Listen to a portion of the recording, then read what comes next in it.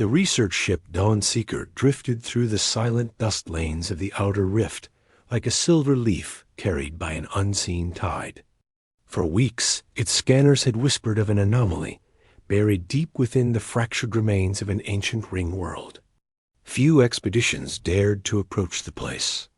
Legends called it a grave of lost rulers and broken empires.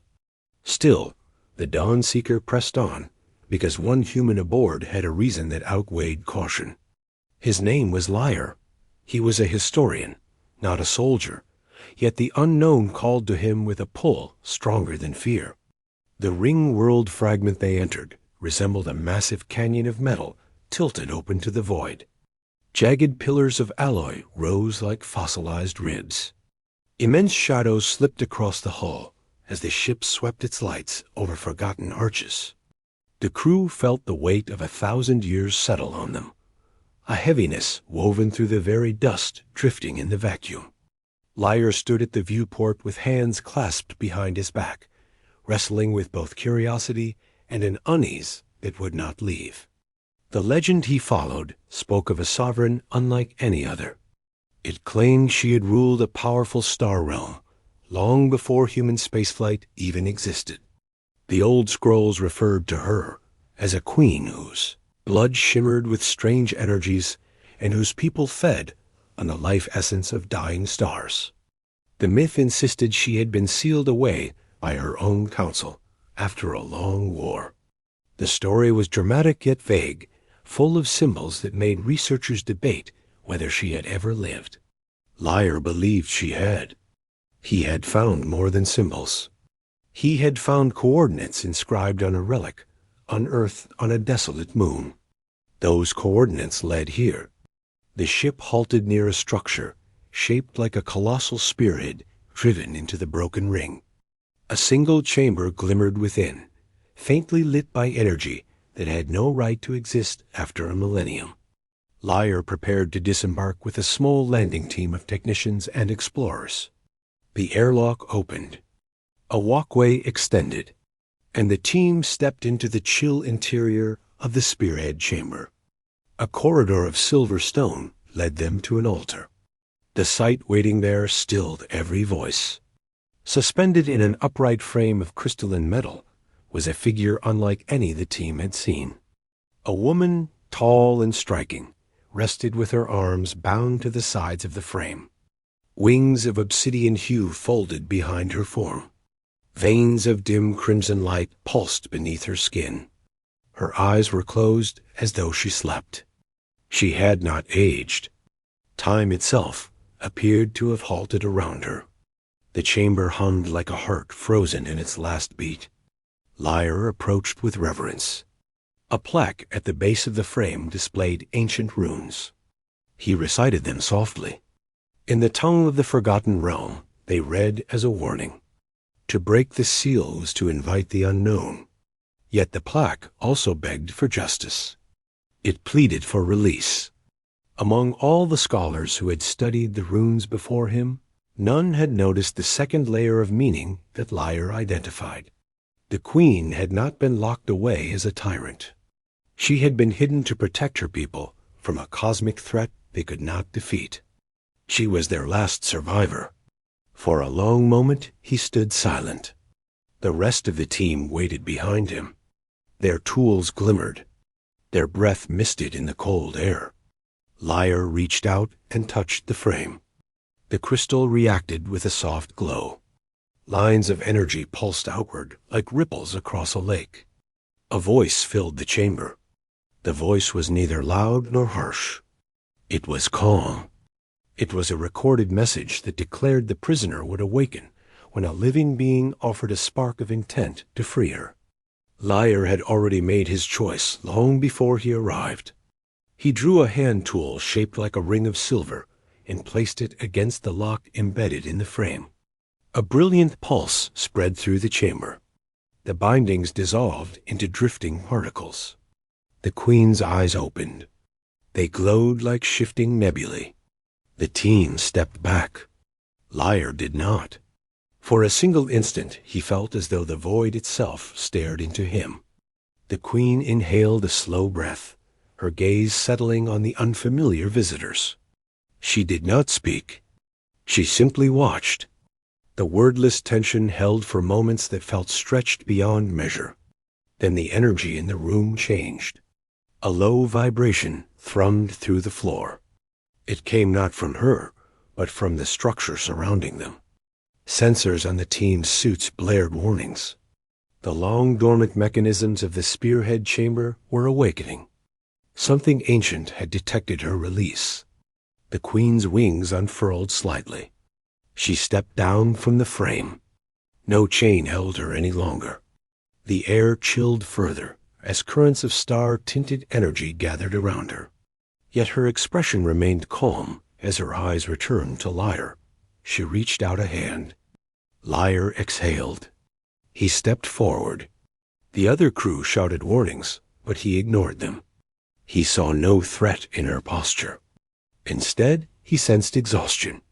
A millennium of isolation weighed upon her even if her body had not aged.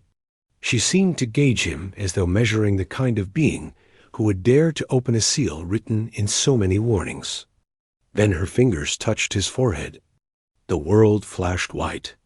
The moment her power brushed his mind, a surge of ancient force rippled through his nervous system. His body reacted defensively. Muscles locked. A freezing shock swept through his limbs, and he stood frozen like a statue, held in a strange stasis aura that hardened around him. The Queen pulled her hand back in surprise. She had not intended to harm him. The aura was a consequence of her energy meeting a human for the first time. The other crew panicked. They pointed scanners at both Lyre and the Queen. But the Queen took one step back and raised her hands to show she meant no danger. The odd shimmering around her wings dimmed as she reduced her energy output. Lyre remained frozen yet conscious, trapped in a field that held him like clear stone. His breath halted, but his heartbeat continued at a slow, steady rhythm, allowed by the stasis. The Queen turned toward the source of the growing vibration. The chamber's central core split open. A sphere of metallic petals emerged. Inside swirled a living storm of tiny silver fragments. They gathered and took shape as a guardian automaton built long ago to keep her sealed. It expanded into a tall figure of interlocking plates. Its voice boomed through the hall, declaring intruders unwelcome and proclaiming the prisoner must remain bound. The team scattered. The automaton advanced.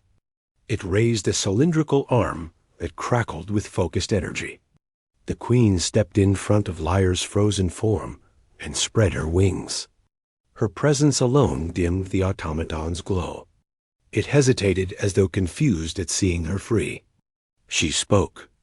Her voice resonated with centuries of unspoken memory. She said the seal had been placed to preserve her life, not imprison it. She declared the guardians no longer needed to act. But the automaton did not respond to reason. Its core programming pulsed. Its role was to maintain stasis. It launched an attack. The Queen blocked the energy bolt with a shield of crimson light. The impact echoed with a shock that vibrated the entire chamber. She had lost none of her strength, but her long sleep had left her disoriented. More energy surged through the Guardian, and it unleashed a wave aimed at the crew, crouched behind fallen metal beams. The Queen reacted instinctively. She extended a hand and drew the energy away, redirecting it upward where it dispersed into harmless sparks. The Guardian advanced again. The Queen vaulted forward with swift grace and struck the Guardian's core with a focused burst of energy. The Guardian staggered. Its internal swirl flickered. The Queen pressed her advantage. She delivered a final strike that cracked its core. The automaton collapsed into drifting fragments that faded like dust caught in a wind. Silence returned to the chamber. When the Queen turned back to Lyre, the stasis field around him shimmered but did not break. She placed a hand near his cheek. Her expression softened. She did not understand humans. She had never met one. She wondered if his willingness to free her had been bravery or folly. Though she had the ability to dissolve the stasis field, she sensed that any abrupt change might harm him. Her long experience with energy fields told her she should wait. The stasis would loosen naturally once her residual aura settled. The surviving crew stepped closer with caution. They scanned Lyre and confirmed he was stable. The Queen let them approach. She asked who they were. Her voice flowed now with clarity, though still tinged with the accent of a forgotten age. The crew explained their mission. They told her humans now lived among the stars, though not long compared to her kind. She listened carefully. Her eyes flickered with wonder at the thought that an entirely new species had risen during her 1,000 years of sleep. She looked again at Lyre. She asked why he had freed her. The crew relayed his belief that she was not a tyrant, but a guardian of her realm. She bowed her head slightly, grateful that someone had seen truth in misunderstood records. As they spoke, the chamber's fading systems collapsed fully. Dust fell from the ceiling. A low rumble signaled the entire structure weakening. The crew urged the Queen to follow them back to the Dawn Seeker. She lifted Lyre gently, his frozen form cradled easily in her arms, and walked with them through the dim corridor. The ship's lights welcomed them. The crew cleared a space in the medbay where the Queen laid Lyre down with surprising gentleness. She watched the human medical team work.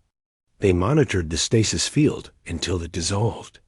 A long exhale escaped from his lips when the final frost shattered.